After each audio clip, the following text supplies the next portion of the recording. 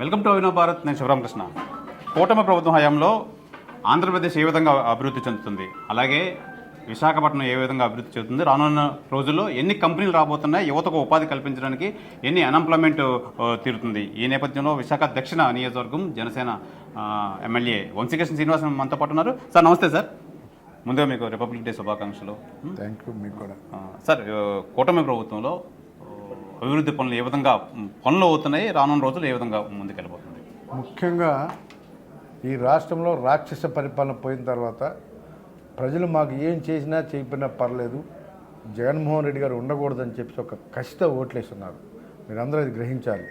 మళ్ళీ జగన్మోహన్ రెడ్డి రాష్ట్రంలో అడుగు పెట్టకూడదు, మళ్ళీ ముఖ్యమంత్రి కాదు కదా, ఏమి ఉండకూడదని ఒక ఉద్దేశంతో మళ్ళీ భవిష్యత్తులో అలాంటి వ్యక్తి ఉండకూడదని ఒక కసితో ఓటేశారు. కాబట్టి కూటమి ప్రభుత్వం అన్నది ఇవాళ ఇచ్చిన ప్రతి హామీని కూడా నెరవేర్చుకుంటూ ఈ రాష్ట్రంలో ఉన్న ప్రజలందరూ కూడా స్వేచ్ఛా జీవితాన్ని స్వేచ్ఛగా హ్యాపీగా ఉండడానికి కావాల్సిన అన్ని ఏర్పాట్లు చేశారని ఒక మంచి నమ్మకంతో అద్భుతంగా ప్రతి ఒక్కరు కూడా ఉన్నారు. ముఖ్యంగా ఈ రాష్ట్రంలో కానీ ముఖ్యంగా విశాఖపట్నం తీసుకోండి, ఒక భోగాపురం ఎయిర్పోర్ట్ దగ్గర నుంచి, ఒక మెట్రో దగ్గర నుంచి, స్టీల్ ప్లాంట్ ఆర్సల్ మెట్రో స్టీల్ ప్లాంట్ దగ్గర నుంచి, గూగుల్ సెంటర్ నుంచి, అలాగా ఒక 20 ఐటీ కంపెనీల నుంచి మొత్తం ఈ రాష్ట్రంలో 20 లక్షల ఉద్యోగాలు ఇస్తామని చెప్పేసి అసెంబ్లీ సాక్షిగా కూడా లోకేష్ గారు చెప్పడం జరిగింది. అదేవిధంగా లోకేష్ గారు, అటు పవన్ కళ్యాణ్ గారు, సీఎం గారు కూడా అదేవిధంగా ముందుకెళ్తూ ఉన్నారు. ఇవాళ విశాఖపట్నంలోనే ఒక 5 లక్షలు సాఫ్ట్వేర్ ఉద్యోగాలు రాబోతూ ఉన్నాయి. ఒక అద్భుతమైన సిటీగా ప్రపంచం అంతా కూడా విశాఖపట్నం వైపు చూసే విధంగా ఐటీ అభివృద్ధి జరగబోతుంది. ఒక పక్క మీరు వెళ్తే ఐటీ హిల్స్ వైపు వెళ్తే ఎలాగ వర్క్లు వస్తున్నాయి, ఎలాగ చేస్తూ ఉన్నారు కూడా చూసి ఈ ఆగస్టు కల్లా మినిమం 3 లక్షలు, ఈ ఆగస్టుకే మినిమం 3 లక్షలు ఎంప్లాయ్మెంట్ ఇచ్చే విధంగా. ఒకప్పుడు విశాఖపట్నం నుంచి ఏదన్నా 50,000 దాటి శాలరీకి వెళ్ళాలంటే అటు హైదరాబాదు, లేకపోతే బెంగళూరు, లేకపోతే చెన్నై, కలకట్టా వెళ్ళాల్సిన పరిస్థితులు ఉన్నాయి. ఈరోజు వాళ్ళందరూ కూడా విశాఖపట్నం మళ్ళీ ఎక్కడైతే ఉన్నారో వాళ్ళు అక్కడే ఉద్యోగాలు చేసుకునే అవకాశం కూడా రాబోతుంది. మీరు మాటలతో కాదు చేతులతో పని అవుతుందన్న విషయాన్ని కూడా మీరు గుర్తుపెట్టుకోవాలి. మీరు ముఖ్యంగా ఐటీ హిల్స్ వైపు కానీ, లేకపోతే భోగాపురం ఎయిర్పోర్ట్ వైపు కానీ, లేకపోతే గూగుల్కి ఇచ్చిన సెంటర్స్ ఎక్కడైనా అక్కడికి కానీ, లేకపోతే నక్కపల్లి దగ్గర ఆర్సల్ మెటల్ స్టీల్ కంపెనీ దగ్గర కానీ మీరు వెళ్తే వాట్ అర్థమవుతుంది. 5 సంవత్సరాల మభ్యపెట్టి కనీసం ఒక ఎంప్లాయ్మెంట్ కోసం కానీ, లేకపోతే ఎక్కడైనా ఒక కంపెనీ కోసం కానీ ఎక్కడన్నా కూడా ఒక్కరైనా ట్రై చేసిన పరిస్థితులు లేవు.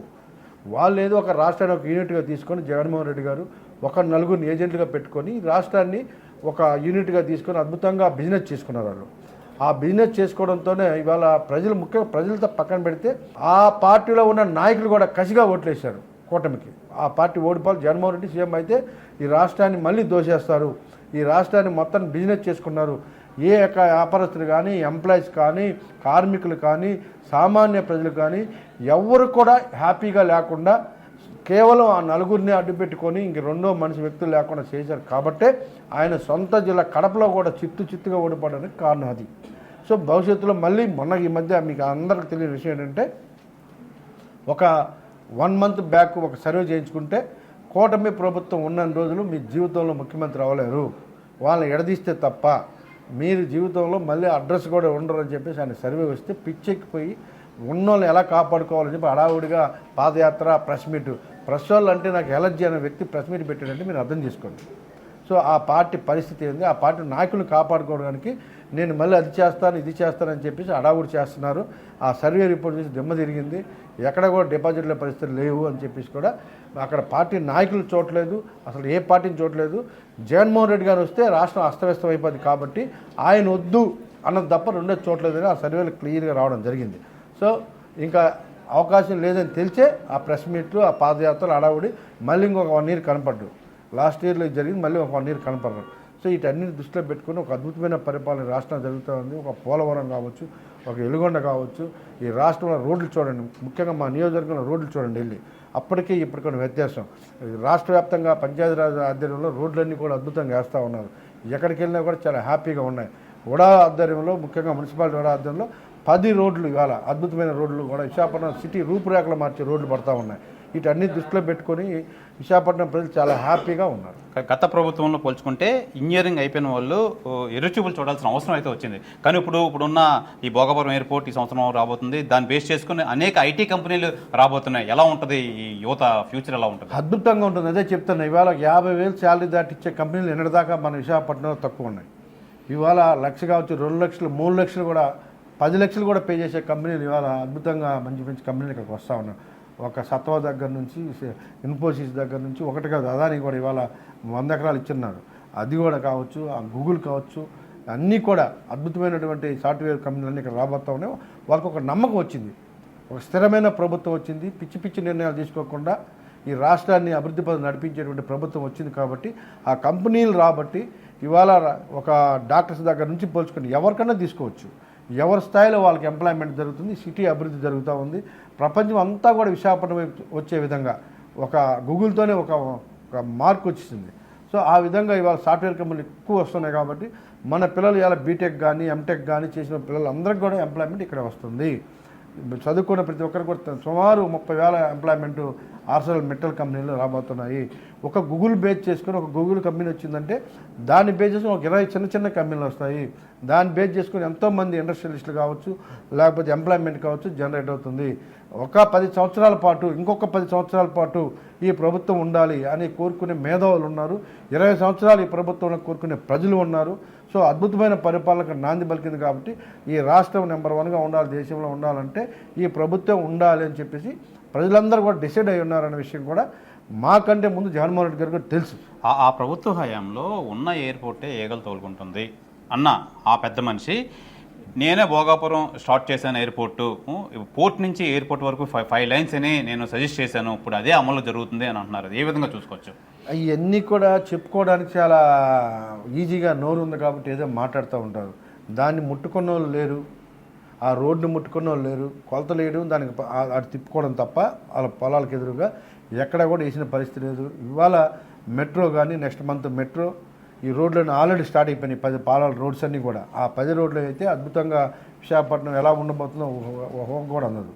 సో ఆ విధంగా ఈ రోడ్లు అయిపోయిన తర్వాత ఎయిర్పోర్ట్ ఓపెన్ అయిన వెంటనే ఈ బీచ్ రోడ్ని కూడా విశాఖపట్నం పోర్ట్ నుంచి ఏదైతే కళింగపట్నం పోర్ట్ ఏదైతే ఉందో, మూలపేట పోర్ట్, అక్కడ వరకు కూడా 6 లైన్స్ అద్భుతమైన రోడ్డు నిర్మించాలన్నది ఈ ప్రభుత్వ నిర్ణయం. ఆ విధంగా కూడా ముందుకు అడుగులు వేస్తున్నాం. ముందు ఎయిర్పోర్టు ఓపెన్ అవ్వాలి, ప్రపంచం అంతా విశాఖపట్నం చూడాలి, దాన్ని బేస్ చేసుకుని ఆ చుట్టుపక్కల అంత అభివృద్ధి జరగాలి అని చెప్పేసి ఇవాళ ముఖ్యమంత్రి గారు కానీ, డిప్యూటీ సీఎం గారు కానీ, లోకేష్ గారు యొక్క ఉద్దేశం. కాబట్టి అతి త్వరలోనే ఇవన్నీ కూడా, ఎక్కువ టైం కూడా లేదు, ఒక 2-3 నెలల్లోనే ఇవన్నీ కూడా ఒక రూపురేఖలు మారబోతున్నాయి. కాబట్టి ఆ తర్వాత ఈ మీరు అనుకున్నటువంటి 6 లైన్ రోడ్డు కానీ, ఈ వంకర టెంకర్ తిప్పినటువంటి రోడ్డు కూడా స్ట్రైట్గా ఖర్చు తగ్గించి దాన్ని కూడా రూపురేఖలు మార్చడం జరిగింది మన సీఎం గారు. సో ఆ విధంగా ముందుకు వెళ్తా ఉన్నాం.